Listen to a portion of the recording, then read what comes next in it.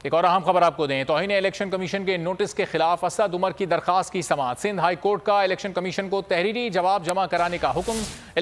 Election commission को हतमी फैसले से रोकने के हुक्म इम्तना में तोसी। अदालत ने इलेक्शन कमीशन को हुक्म जारी की ना करने का हुक्म दे रखा है। सिंध हाई कोर्ट ने इलेक्शन कमीशन को तहरीरी जवाब जमा कराने का हुक्म दिया। तौहीन इलेक्शन कमीशन के नोटिस के खिलाफ असद उमर की दरखास्त की समाअत हुई, जिसमें सिंध हाई कोर्ट का इलेक्शन कमीशन को तहरीरी जवाब जमा कराने का हुक्म सामने आया। इलेक्शन कमीशन को हतमी फैसले से रोकने के हुक्म इम्तना में तोसी। अदालत ने इलेक्शन कमीशन को हतमी हुक्म जारी न करने का हुक्म दे रखा है। मजीद जानेंगे बोल न्यूज़ के नुमाइंदे शाहिद हुसैन से। शाहिद, बताइएगा, असद उमर की दरखास्त पर यह समाअत हुई, क्या डिटेल्स हैं आपके पास?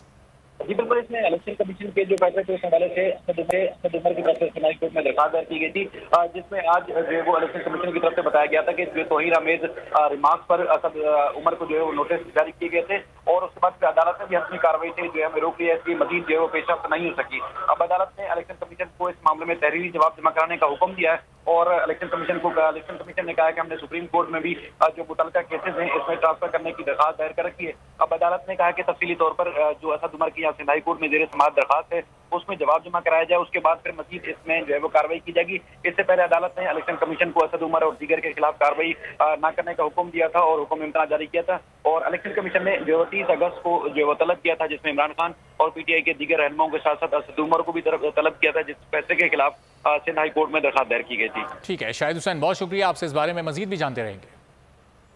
अहम खबर आपको दें, कामुनकी में सहाफियों पर तशद्दुद में मुलव्विस एहलकार मुअत्तल कर दिया गया है।